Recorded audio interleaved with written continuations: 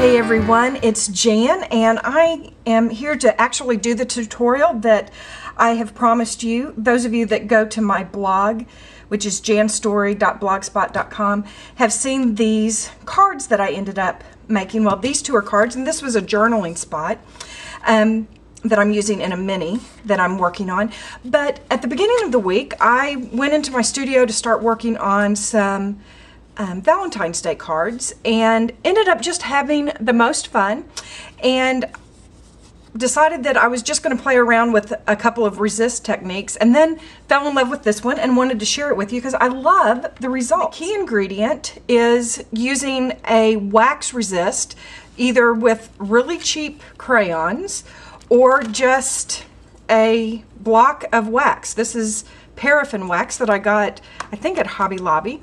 And then because it's wax, any water-based medium like paint daubers or mists or water-based dye inks will do really well with it. So I want to show you how I did this and show you a few tricks, and then turn you loose because you're going to have fun. What I learned in playing around with this is that for the crayon to really work and for the paper to not be too soggy, you want to start with some very thin weight chipboard. If you want to use cardstock, you need to use a very heavyweight cardstock, at least 110 pound or higher, or adding the wet medium on top of the crayon will just kind of make the paper go to mush.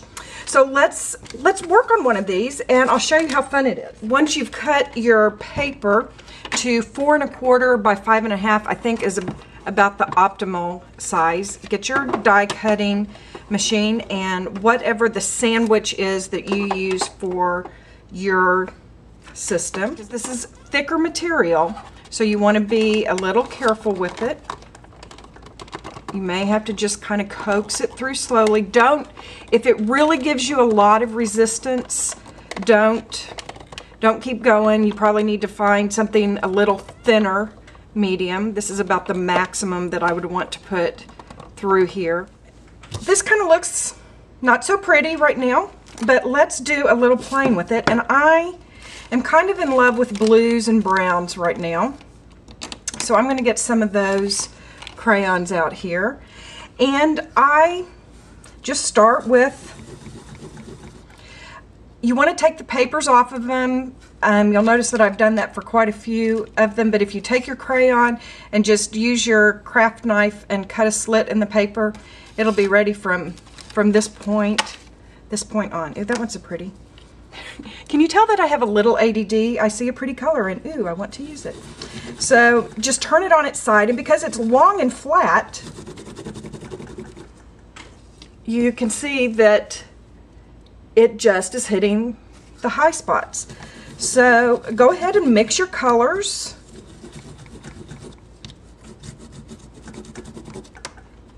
Bring some greens in here. And because I like the distressed look, I go to the edge and run it down the edge so that there's some wax on those edges too, because that color's going to resist all the ink or paint or whatever that we put on it. So it's just fun. Okay, so here we go. I'm going, now that I have color on there, isn't that pretty? Pretty just like this. Yeah, I know. But I'm going to put some light brown, and I'm going to use Jenny Boland's paint dabber in brown sugar. It is the same formula of paint as your Adirondack dabbers. They're both by Ranger, and so I just like her color palette, and I think it'll go well with this particular one. I'm going to use a couple of colors of brown actually, and maybe a little copper. We'll just see. So what you want to do is just work your paint down in there, and right now don't be scared that your paint is covering up the wax, because in reality it's going to wipe right off of that very easily. So go ahead and just work it down.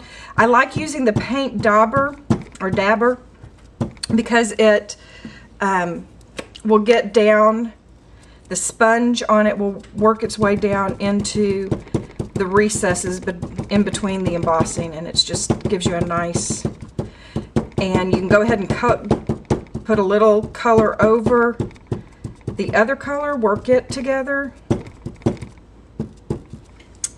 And now I'm going to put just a little copper in there. Just a little bit of shine. You don't have to wait very long. You don't want to use your heat tool to speed up the drying process though. Because of the wax, if you use your heat tool, you'll melt the wax, which may be the effect you're going for, so I'm not going to tell you not to do it. I'm just going to warn you, you're not going to get the same effect if you use the heat tool. Okay, so now I'm taking a baby wipe and just wiping off the high spots. And the wetness of it kind of works the ink down into the paper as well. Okay, it's looking a little blah. Never fear, we're going to go back with our crayon, and it has resisted, and so there's a really good surface for us to add more of our color to. Okay, now here's the last thing that I did on this one. Well, not the last thing. I took a color box and just touched over the top with this. And you can see that it darkens a few spots. With this technique though, you need to just, I guess it's probably why I ended up having several examples for you to look at, is because you need to let these dry on their own. So I'm going to set this aside and I'm going to show you another one while we're letting that one dry. Let's grab kind of an amber orangish color and just pull some of that out. And let's see, what other color could we put on here? What would be good? Okay, I have no idea what color this is. It's got some red in it, okay.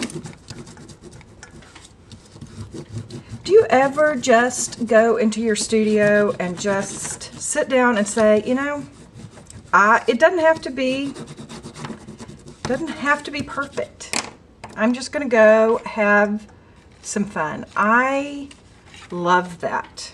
I love when we give ourselves permission to just go and have some fun. I'm going to be going to visit my niece, well, my family soon, and I know that my 5-year-old niece could do this technique and have fun. And my niece that's in high school, we'll all just have some fun. So I think I'm going to put some Tuscan Sun on this one.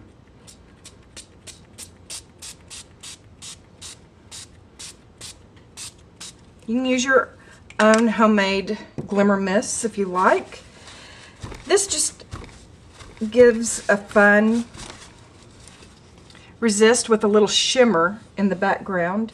You can see that this is what this kind of ended up like. And the reason that I'm going to go to this one to show you what I did with this, and then we'll go back to our other ones that are drying over here. On this,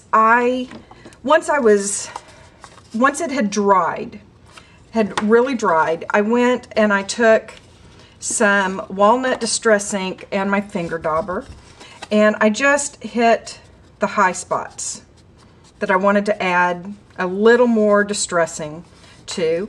And then I took walnut stain and just began to work it in from around the edges.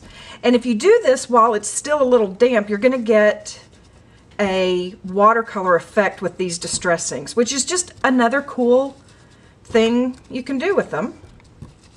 Okay, So just work that around. And the final thing that I did to finish these off was I took my crayon pen. This one happens to be in gold. See if you can see that. This is my copper, and that's what I used on this because I think it just sets the edge. Gives it a nice shimmer. But you can distress it with the water inks as well because they are water-based dye inks. They're going to resist the wax and go down into the area down inside on here. So let's go back over here. This one has dried a little bit. Now our paint is dry, and we're just going to distress the edge a little bit here.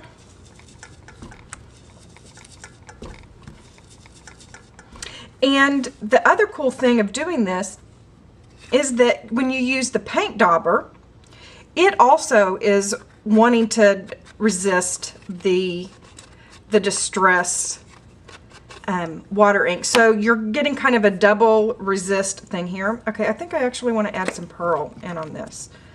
So I'm just going to go back in because I think it needs some whitish highlights. So I'm going to do that, and then I'm going to take my, oh yeah. Yeah. Very fun. Very fun, very fun. Okay. So now I'm going to go back. It's just plain. We're just playing. Can't make a mistake. You really can't. You have to tell yourself that, and you have to believe it. You can't make a mistake. This is going to be a cool card front. Just going to wait until it dries, and then I'm going to use my crayon pen and edge it. So I hope that you will do some playing in your own studio, that you'll get your crayons out, you'll get your paint, you'll get your mist, whatever you have, and just have fun. Know that you can't make a mistake. It's easy peasy, and you'll have fun. Y'all take care and have a great week.